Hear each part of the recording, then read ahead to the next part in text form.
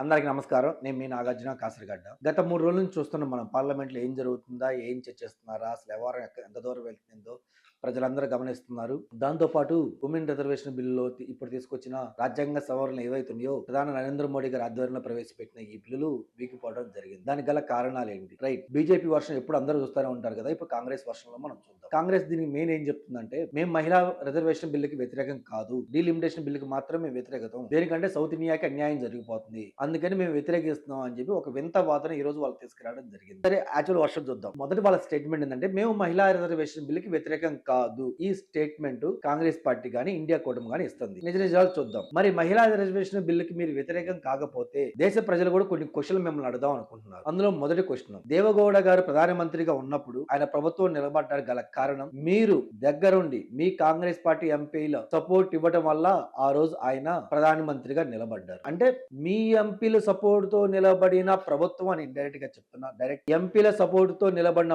ప్రభుత్వానికి ప్రధానమంత్రి అయిన దేవగౌడ గారు మహిళా రిజర్వేషన్ బిల్లు పెట్టినప్పుడు మీరు ఎందుకు సపోర్ట్ చేయలేదు? ప్రభుత్వానికి సపోర్ట్ చేస్తానే మహిళా రిజర్వేషన్ బిల్లుకి ఎందుకు మీరు సపోర్ట్ చేయలేదు అని దేశ ప్రజలు మహిళా తల్లులు మిమ్మల్ని అడుగుతున్నారు. Point number 1.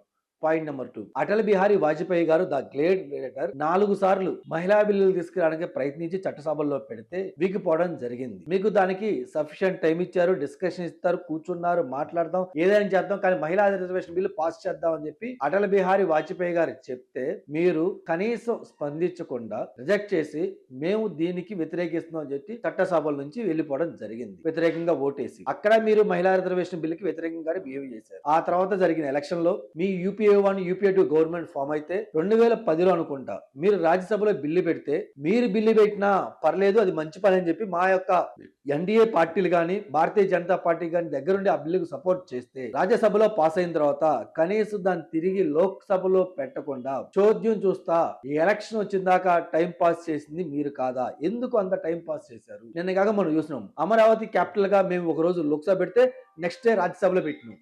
పట్ట 3-4 రోజులకు చేసి పక్కనేసాం కదా. మరి మీరు ఎందుకు అప్పుడు 2-3 సంవత్సరాలు సరే ఎందుకు బిల్లు పెట్టలేదు? నిజంగా మీకు మహిళా రిజర్వేషన్ మీరు కట్టుబడి ఉంటే, ఆ విషయంలో మీకు శుద్ధి ఉంటే మీరు పెట్టొచ్చుగా బిల్లు. మీరు పెట్టి మేము సపోర్ట్ చేయకపోతే ప్రజల ముందు మమ్మల్ని దోషిగా పెట్టిన ఒక అర్థం ఉండేది. మీరు పెట్టకుండా టైం పాస్ చేసి మాకు చిత్తశుద్ధి ఉందా అంటే, మహిళ అంటే ఎవరు? ఇందిరాగాంధీ మహిళ, సోనియా గాంధీ మహిళ, ప్రియాంక గాంధీ మహిళ, ముగ్గురు మాత్రమే మహిళ. ఇంకెవరు మహిళ కాదా? వాళ్ళకి ప్రాతినిధ్య చట్టాలు అవసరం లేదా?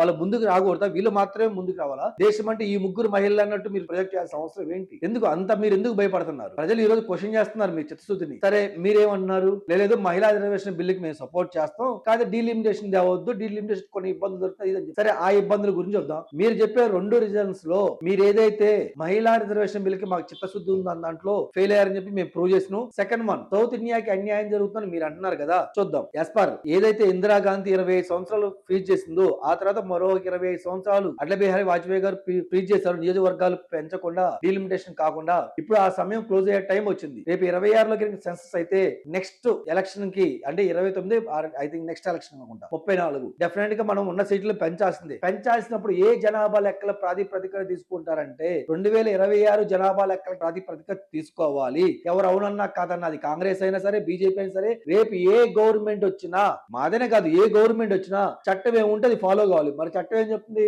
డీలిమిటేషన్ చేయాలంటే జనాభా లెక్కల ప్రాతి ప్రకారం మాత్రమే మీరు డీలిమిటేషన్ చేయాలి. అది కూడా రీసెంట్ ఏదైతే ఆ జనాభా లెక్క అదే మీరు తీసుకొని చేయాలని చెప్పింది చట్టం. మరి రీసెంట్ గా ఎప్పుడు జరుగుతుంది? 2026 జరుగుతుంది. ఇన్ కేసు 2026 ప్రకారం జనాభా లెక్కల ప్రకారం ఇంకా డీలిమిటేషన్ జరిగితే ఇటు ఆంధ్రాకి కానీ, తెలంగాణకు కానీ, కర్ణాటక కానీ, తమిళనాడు ఏదైతే మీరు సౌత్ ఇండియా మీద వల్లమాలిన ప్రేమ, కమడి ప్రేమ చూపిస్తారో వాళ్ళకి తీవ్రమైన అన్యాయం జరిగిద్ది. అప్పుడు మా పరిస్థితి ఏంటి? మా ప్రాతినిధ్యం తగ్గిపోయింది. ఎందుకంటే మా సైడ్ జనాభా తక్కువ ఉన్నారు, హిందీ రాష్ట్రాల్లో జనాభా ఎక్కువ ఉంది. అప్పుడు మా పరిస్థితి ఏంటి? సో అది దృష్టిలో పెట్టుకునే ఇప్పుడు ప్రాంతాలకు అతీతంగా, కులాల మతాలకు అతీతంగా ఉన్న సీట్లలో 50% పెంచుతా అని చెప్పి ఒక ప్రపోజల్ తీసుకొచ్చారు ప్రోరేటా బేస్ మీద. ఎంత మంచి అవకాశం, ఎంత చక్కటి అవకాశం. ఈ అవకాశాన్ని మీరెందుకు మమ్మల్ని వాడుకొనిలా మీరెందుకు సపోర్ట్ చేయట్లేదు? రేపు గనక నెక్స్ట్ వచ్చే గవర్నమెంట్ గనక జనాభా లెక్కల ప్రకారం గనక డీలిమిటేషన్ చేస్తే హిందీ బెల్ట్ ఉన్న రాష్ట్రాల విపరీతంగా ఎంపీ సీట్లు వస్తాయి. మా సైడ్ ఉన్న ఎంపీ సీట్లు కూడా కొన్ని ఏరియాలు తగ్గే అవకాశాలు ఉన్నాయి. ఇప్పుడు మేము ఏం చేయాలి? మరి ఈ పాపం ఎవరిది?